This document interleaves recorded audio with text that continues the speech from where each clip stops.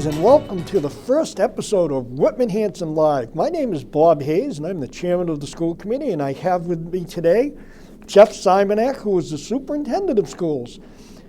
We will be doing a show. As you know, school has changed since COVID, so we will be doing some shows to try to keep community engagement and involvement and let everyone in the communities know exactly what's going on at Whitman-Hanson Regional High School District. Lots of great things happen here, and we want to keep the parents aware of it. We will also be giving you our email addresses and our phone numbers, so you can contact us if there's anything, questions or topics or subjects that you'd like to have brought forward on a show, so the viewers at home can see what's going on. We will be trying to update you as we can with anything that's happening here in the regional school district. So having said all of that, today we're going to talk a little bit about how school is impacted by the virus that we're currently having the issues with. Superintendent Szymaniak? Thanks, Mr. Hayes. And I thank you for inviting me to this program, and I think it's been a good idea to try to get some more information out to our community. It's a challenge sometimes because we can't meet in public. I would love to have some coffee hours, and I know our principals would like to have more engagement with their parents and their grandparents and the members of their school community, but COVID has really put a damper on that. So let me just explain and talk a little bit about what school has been like since March 13th of 2019. Because as everyone might know, that's the last day that we are fully in person in a traditional school year. My, how things have changed. It's amazing. We're sitting here with masks on and we're talking to each other where we normally would have these conversations in your office. Absolutely. About what's going on. It's changed dramatically. It's kind of crazy, but it's what we're working. Absolutely correct. Life as we knew it shifted, and I do want to thank the community because during COVID times, as everyone knows, we moved our town meetings, which town meeting supports the regional school district budget, to our outdoor facility, to our softball field. And I really wanted to thank the community for coming out this summer and supporting our regional school district budget.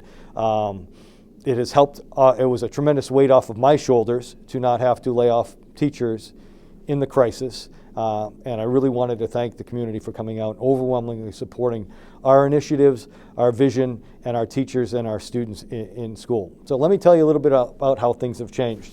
And during the summer, the Department of Elementary and Secondary Education, the Commissioner's Office, instructed all school districts to provide their regional or their school committees 3 plans of how to reopen school. So in August, Mr. Farrow, the Assistant Superintendent, and myself provided the school committee our 3 plans. One of in-person learning, which everybody in this community knows right now we are not fully in person. 2, a hybrid plan where students would come to school at least 2 days in person and then 3 days remotely. And then a remote plan. And ironically today, December 21st and 22nd, our district is in full remote. We've decided as a leadership team and through the school committee to provide our students the opportunity to go remote, 1, for us to test our plan, and 2, to keep kids a little bit further away from each other so that there might not be a transmission right prior to school or right prior to the Christmas vacation. And also it gives our cleaning and our facility staff an opportunity to start their winter clean, which is a little bit more engaged or detailed as it has been in the past due to COVID. So we presented our 3 plans in the committee, overwhelmingly, majority, actually a full 10-0 count to support the hybrid plan. So September 15th, the Commissioner of Education gave us 10 days or 10 additional professional development days for teachers to plan how to reopen their classrooms in a hybrid remote world. So we opened, and we have kids coming to school on a Monday, Tuesday, which is our cohort A, and cohort B, Thursday, Friday. Wednesday is a half day where all students in district are fully remote. What I will say to that is we also have, in our hybrid model, we have a special needs population or our higher needs students. They come to school 4 days a week. So you will see most of our district in cohort A or cohort B, but we do have a substantial amount of students that come 4 days a week. And those are the students that might need a little extra attention, students on IEPs or English language learner students. The other population of students that has an impact in our regional school districts are our fully remote students. And as I prefaced, the Department of Elementary and Secondary Education Commissioner, Jeff Riley, he also gave parents the option in a COVID world to go fully remote. We, at our August presentation to the school committee, we thought our parents would want students who went fully remote, meaning they wouldn't come in person at all, to either choice out to a outside company, or we would provide an outside service for those students to be in a fully remote position. Parents overwhelmingly, by email and phone call, asked myself and my leadership team to create a remote program for their students. They wanted their students who were going to be fully remote to be educated by teachers in the Whitman-Hanson Regional School District. And we were able to provide that at a cost. The cost is luckily being covered by the CARES Act, which was signed in Washington, which provided money to each school in each town in the Commonwealth of Massachusetts.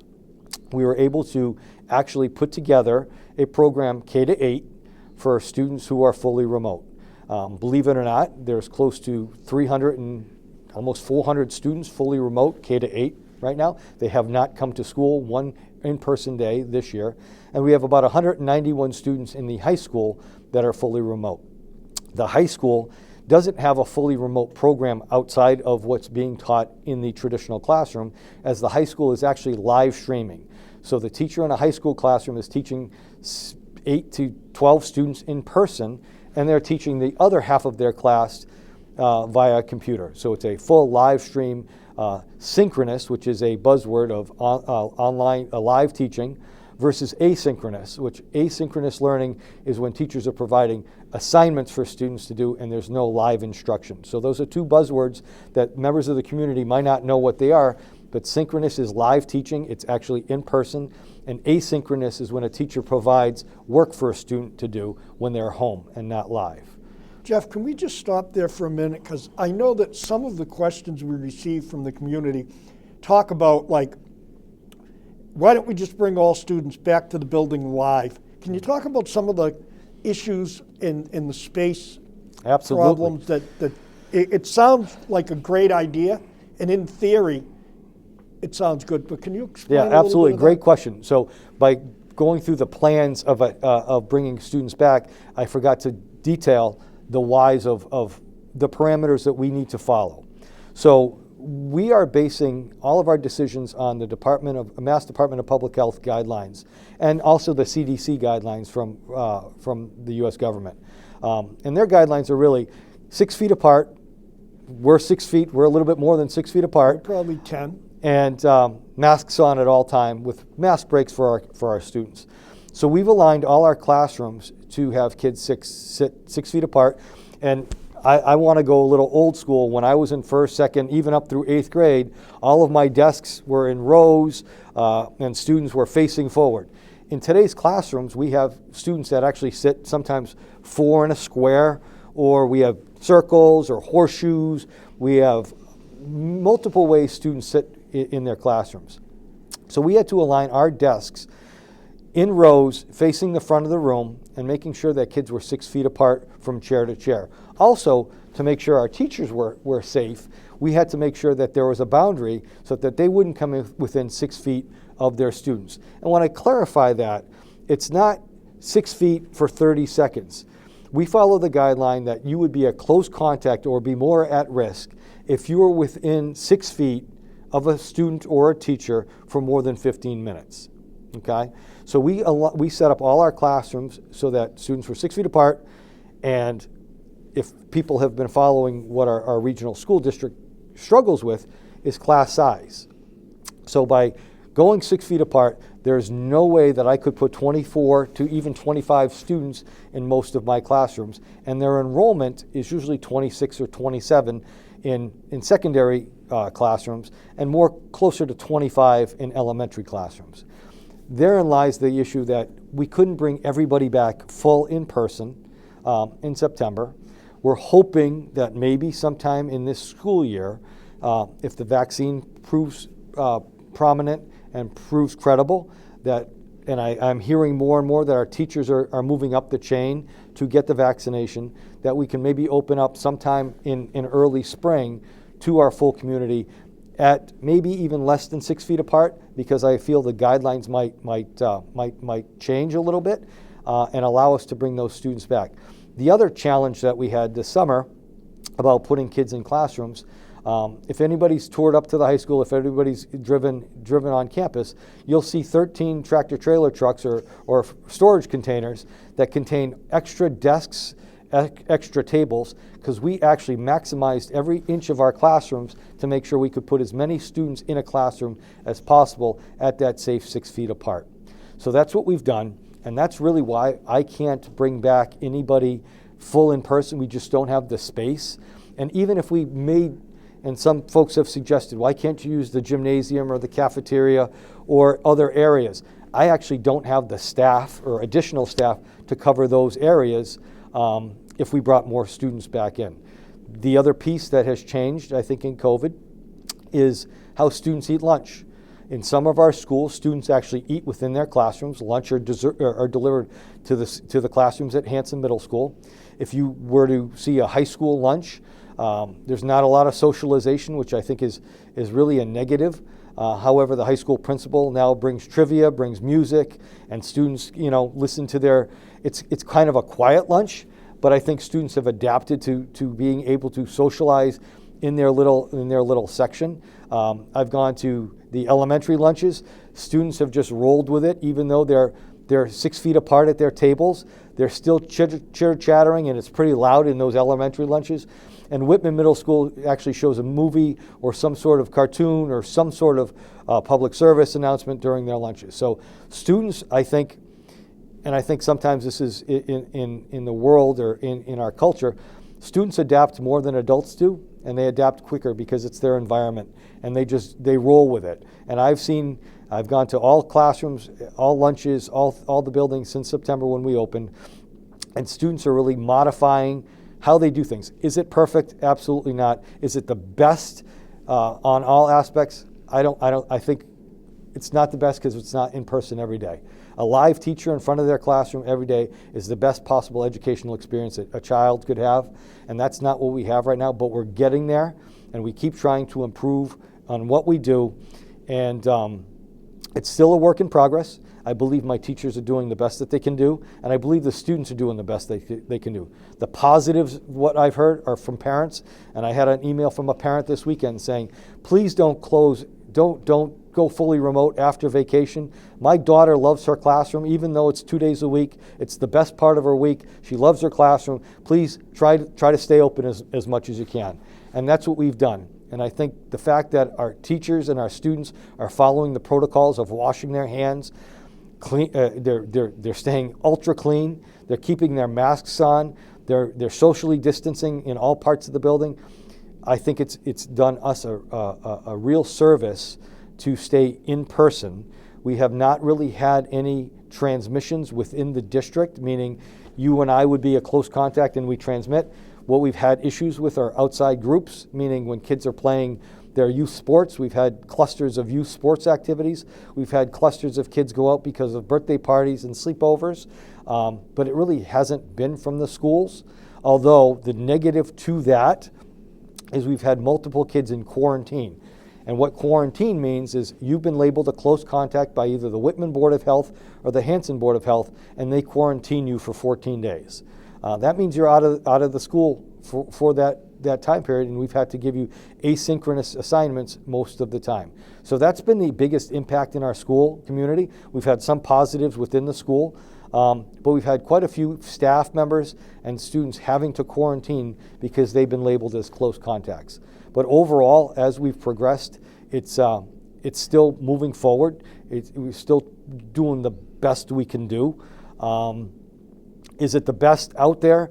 Is it full in person? No, but I think we're getting there. And the takeaways that I say about kids being resilient, they've come up with creative ways to celebrate their birthdays. They've come up with different ways to celebrate. I know Duval does a theme day every Wednesday. They've come up with different ways, and I think it's brought out quite a bit of creativity and also the perseverance and grit of our kids and our teachers to get through a difficult process. Well, Jeff, we've talked quite a bit about the resiliency of youth and students, but this also affects the teachers, and it also affects the administrators in the building, from the secretaries to the maintenance people. Everybody's job has changed dramatically since March 13th. Can you touch on that a little bit? I know some teachers are remote, and we have teachers that are in their 20s, and we all have teachers that are in their 50s and 60s. So, great question. So, nobody, I talked to a friend of mine this weekend and said, they didn't teach you that in superintendent school, did they? No. I said, absolutely not. And they didn't teach teachers how to talk into a computer with kids on the other end. I think what teachers have had to do is pretty incredible as their job shifted. One of the things I think that people take for granted is the fact that, when teachers are teaching live, they have their routine and kids follow a routine. Now, if you're splitting a class, you're sometimes remaking the lesson for that student who is at home. So sometimes they are lesson planning for two different groups. I know at the high school, sometimes, and this is a for instance, a science teacher is doing a lab experiment, and the experiment's the following Monday. Well, he has to make sure that on Tuesday, when his cohort A kids leave, or when his cohort B kids leave on Friday, they have the resources to be able to do that lab at home on Monday. That's something a teacher hadn't planned on in the past. They would just set up their lab in their classroom. So they've had to adapt, and they've done a tremendous job of adapting. Our office staff has also had to adapt. We're a hands-on business, we're a people business, and talking to people behind a screen or not being able to bring in parents when their kids have issues has been pretty difficult. And the other challenge is sometimes the fact that, the Commonwealth, the governor or the Secretary of Education, Mr. Pizer, or the Commissioner of Education, Mr. Riley, changes the game midway through it. And we've all had to adjust to that. People in the work experience in the communities have had to adjust. Different businesses have had to shift. So has education. We've all had to take that shift. Sometimes, like it or not, we've had to shift on the fly. The challenge in a school is when you have 4,000 students, one decision is impacting multiple kids and their families. So that's been the challenge for us as administrators, trying to make decisions on the whole, not only for the education, but really for the safety and security that we've never been trained to do. Jeff, another big question that I hear a lot is transportation. People see buses running around, they don't understand it. There's some confusion as to the number of students on buses. Can you explain a little bit about the rules as far as buses go? Sure. Even though there's a limited amount of students, Sure. It's a requirement? Sure. So in the regional school in the school district, we have to provide transportation for students.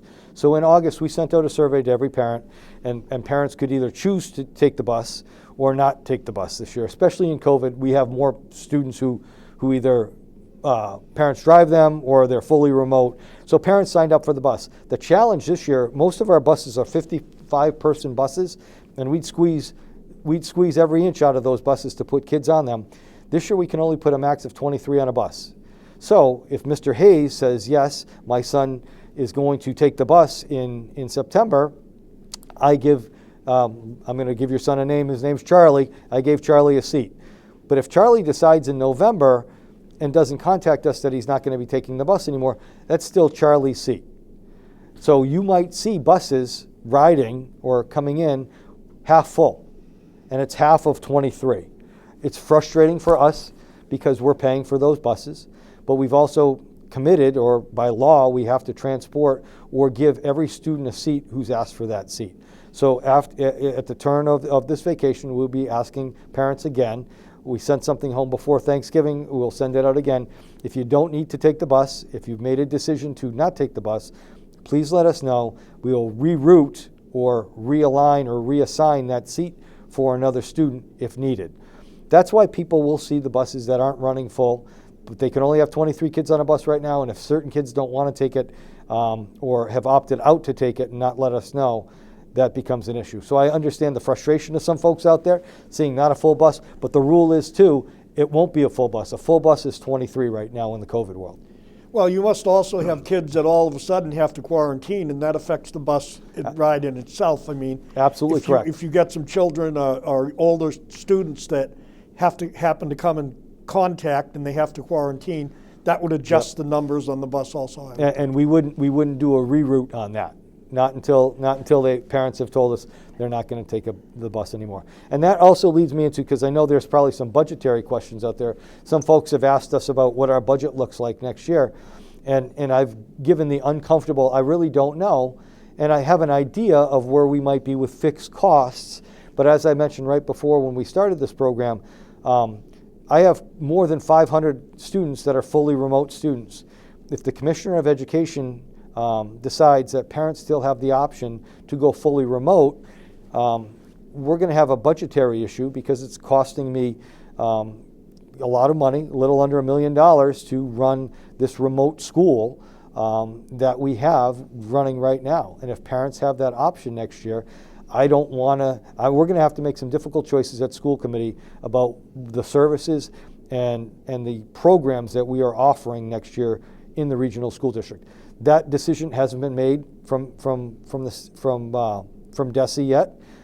Many superintendents are in the same boat, so Whitman-Hanson is not alone in this. We're all struggling with our remote only option and what that's going to look like in September. I'm really hoping, crossing my fingers and my toes right now, that we will be full in person right before Labor Day next year, if that's when we decide to start with the new school calendar. I'm really excited about that. I think it'll be the pandemic would have run its course. I know kids and teachers are really excited to come back and get back into athletics and drama and music the way it used to be, but we're not there yet. But there could be a tremendous budgetary impact to the district if kids are still allowed to go fully remote. So there's a lot of tough decisions, ladies and gentlemen. As you can see, running a school district with close to 4,000 students in it isn't something that doesn't have a tremendous amount of planning. And we talk about school committee issues, and we're both pretty familiar with that. We've both attended quite a few meetings. And stuff that's come up at school committee is engagement with the community. Because of the differences of what's going on in the school district since March 13th of this year, lots of challenges have come up for the school committee. We face daunting challenges about what to do with this, what to do with that, what our budget's going to do, and how we're going to handle it. And as the superintendent said, it was wonderful to have both town meetings outside. We didn't have any quorum issues. We weren't on the phone trying to get to 150. We had 400 or 500 people at each meeting, so it was exciting to see that. If there had to be an upside, it brought out parents to see what's going to go on in their school district. We have added to school committee meeting in the beginning public comment. So if you would like to call in, we have a number that you can call in for public comment. The superintendent will bring it up. The school committee will discuss it. We put aside 15 minutes for that. As I said at the beginning of this show, we're looking for community engagement. So if anyone has any ideas or any discussions that they'd like to talk to the superintendent or myself about, or they'd like to be brought to the committee, you can contact me at 617-538-0189, or you can use my email address, bobhayes4433@gmail.com. Or you can contact the superintendent by calling the secretary of the superintendent, Michelle Kelly Lindberg. It's 617-781-618-7412. 7412. Or you can email, if you check on the Whitman-Hanson Regional School District site, everyone's email is on that site. So you can email us, because obviously this has been something that is definitely out of the normal, and we're trying to take it on the fly and change as we go. With, again, Jeff talked about what happens with the budget, what happens with the politicians, what happens with the Department of Public Health, what happens with the local Department of Health, the Board of Health in each town. And we're a regional school system, so we have to deal with all of that. Jeff, what other struggles do you see us immediately coming up with? We've got a few more minutes to go here. So and you just mentioned the local Board of Health. I just want to say thank you to both the Whitman Board of Health and the Hanson Board of Health. They've been phenomenal with this, and my lead nurse, Lisa Tobin, has been the communication between the two towns, Chief Thompson, Chief Greno as well, trying to coordinate how we're doing vaccines potentially, the testing site in Hanson the other day. We're in constant communication on how to make sure we can stay safe in our buildings. But one of the challenges upcoming, and people may have seen recently, a couple of towns have gone fully remote because their numbers have spiked locally. And that's a concern of mine after vacation. If people don't follow guidelines for Christmas, and I am very afraid of New Year's Eve in my secondary population of kids going out on New Year's Eve, that we might have to shift to a remote learning platform for a couple of weeks because our numbers are spiking. Both our boards of health are concerned right now, but they haven't given me the, hey, yeah, I think it's time to close.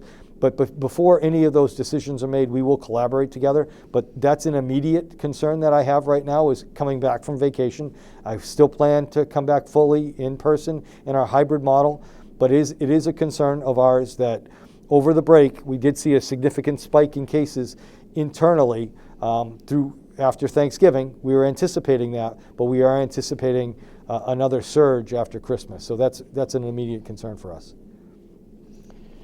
Okay, well, we're about done for today. We just would like to remind you, ladies and gentlemen, this show is for your awareness. We want to keep you aware of what's going on in Whitman-Hanson, and hopefully we can get away from talking about COVID at some time and talk about the great things that go on at Whitman-Hanson.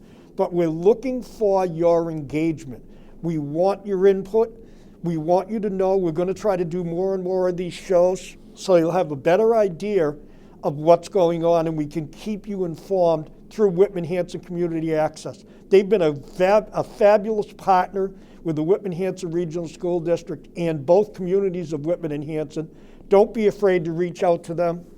They have done a fabulous job. I know keeping this mask on is a daunting task, yep. But they have done a fabulous job keeping the community aware of what's going on. So you'll be hearing from myself and the superintendent more often. Again, if you would like to contact me about any concerns, my number is 617-538-0189. My email address is all small letters, bobhayes4433@gmail.com. Or you can go to the Whitman-Hanson Regional High School website, and there are plenty of email addresses that you can get a hold of superintendents, teachers. Mm-hmm. We applaud you for your patience.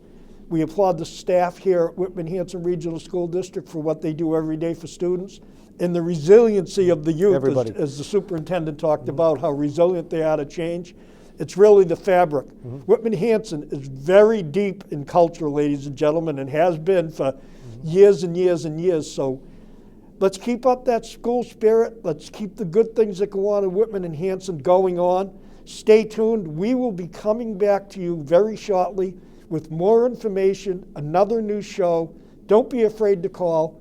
Be our partner, not our enemy. We want partners. We want to have you in this together. We want to solve this together. So we're asking for your help. Stay with us. Stay tuned. Hope you like the show. Give us a call.